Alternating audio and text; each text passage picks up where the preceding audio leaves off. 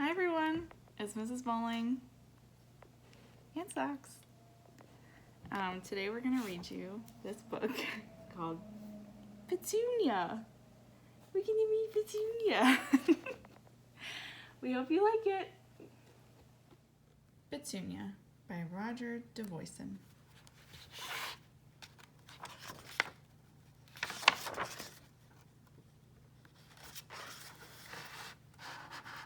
In the meadow early one morning, Petunia, the silly goose, went strolling. She ate a bug here, clipped off a clover leaf there, and she picked at the dewdrops on the goldenrod leaves. Then, suddenly, she saw something she had never seen before in the meadow. What was it? Petunia stole closer and closer and sniffed at it from all sides.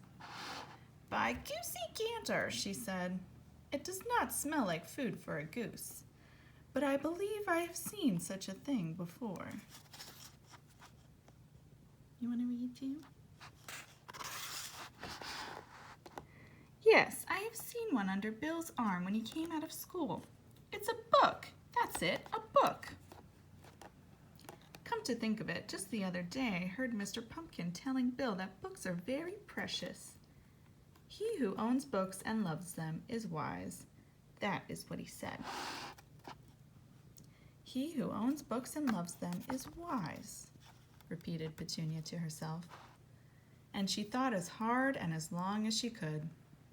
"Well then," she said at last, "if I take this book with me and love it, I will be wise too, and no one will call me a silly goose ever again." So Petunia picked up the book and off she went with it.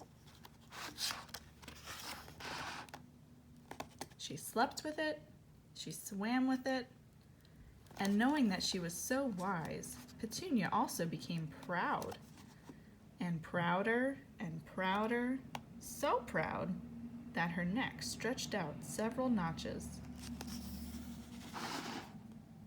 It was King the rooster who first noticed the change in Petunia. He said, "Maybe Petunia is not so silly after all. She has a book, and she looks so wise that she must be so." And the other animals began to believe in Petunia's wisdom too. They asked her for her advice and opinions, and Petunia was glad to help, even when she was not asked. Petunia grew still prouder, and her neck stretched out another notch. One day, Petunia heard Clover the cow say to King the rooster, "I wonder what makes your comb so red, King, as red as the barn." "It's my blood," said King. "It's the color of my blood."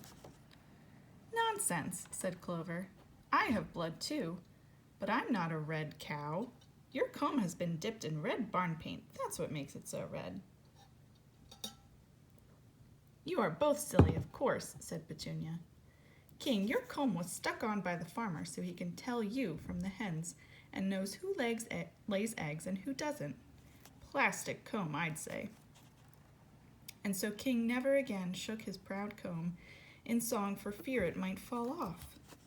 Poor sad rooster. But Petunia had other things to do. At the chicken coop, Ida the hen was cackling excitedly among her chicks. "Oh, Petunia," she said, "my chicks and I have been for a walk in the woods, and I think I've lost some of them. The farmer says I had 9, but I can't count so very well. Please, wise Petunia, count my chicks to see if they're all here." "Glad to help," said Petunia. Let's see. 3 chicks at the fountain, 3 at the feeder, 3 about your legs. Now, 3 times 3. That makes 6. "6?" asked Ida.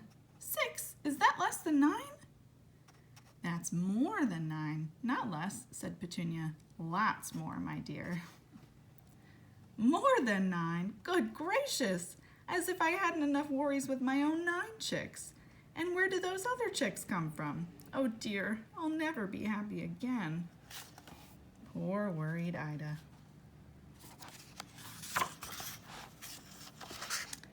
But Petunia had other things to do. In the meadow, she discovered part of Noisy the dog sticking out of a hole in the ground. "Help, help!" cried Noisy. "I stuck my head in the rabbit hole and now it won't come out. Help!" "Glad to help," said Petunia. "It's a good thing I know what hunters do to get stubborn animals out of holes in the ground. They smoke them out. Wait until I fetch some sticks and some matches." And so wise Petunia built a fire in the other end of the hole and fanned it well with the book. Her trick worked nicely. Noisy, choking with smoke, jerked his head out of the hole and ran off, howling with pain. His nose was singed with the fire, and his ears were cut and bruised. Poor moaning dog. But Petunia had other things to do. Beside the hedgerow, she met Straw the horse, who was in pain from a toothache. "Petunia," groaned Straw, "I'm dying. Surely with your wisdom you can stop this horrible pain." "Glad to help," said Petunia. "Open your mouth." "Why, you poor Straw, all these teeth. No wonder you have a toothache." "Look at me. Do I have teeth? Of course not. So I have no toothache. I'm going to stop that pain right now. I'm going to pull all those teeth out, all of them. Let me get some pliers." But Straw would not wait for the pliers. He was so afraid to lose his teeth that he never talked of his toothache to another soul. He suffered in silence. Poor forlorn horse. But Petunia had other things to do. Cotton the kitten went up the tree but could not come down. While he meowed and meowed, his friends called for Petunia. "Glad to help," said Petunia. "I know just what to do. Since none of you is tall enough to reach Cotton, all of you will do it together. Donkey on top of Clover, pig on top of donkey, and so on. Simple."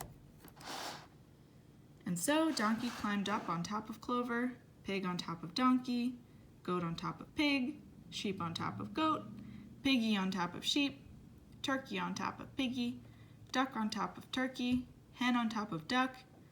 Suddenly, Clover cried out, "Stop! My legs feel wobbly." And she sat. And Donkey and the rest fell into a heap, and Cotton was so scared that he fell on top of them. They were all full of bumps. "Well," said Petunia, "Cotton is down." And he was. Poor bruised kitten. But Petunia had other things to do. Getting prouder all the time, she felt her neck stretch further out. She now wandered down the meadow where she found some other friends gathered around a box. "Ah, wise Petunia," they shouted. "We found this box in the ditch beside the road. Maybe it's food, Petunia. Please tell us what the writing on it says."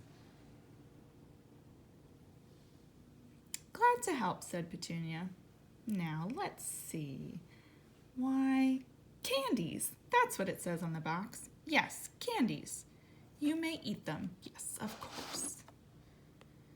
No sooner had Petunia given the word than 7 greedy mouths tore up the box and grabbed the candies out of it, and...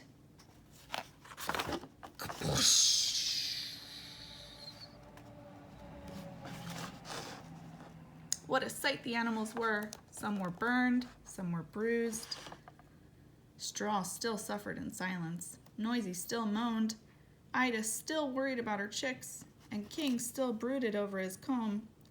All the barnyard was in trouble, and all because of Petunia. Petunia's pride and wisdom had exploded with the firecrackers. Her neck had shrunk back to its old size and was all bandaged up. She was the most downhearted of all, for she saw now that she was not a bit wise. But suddenly, Petunia spied the book. The firecrackers had blown it open so that the pages showed. She had never seen them before.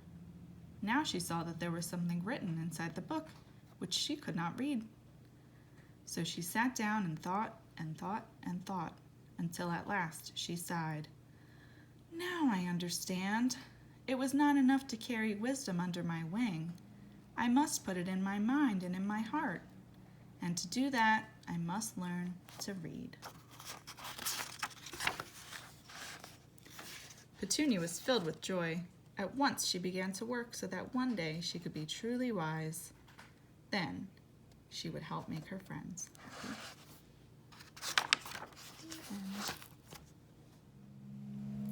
We hope you liked the story.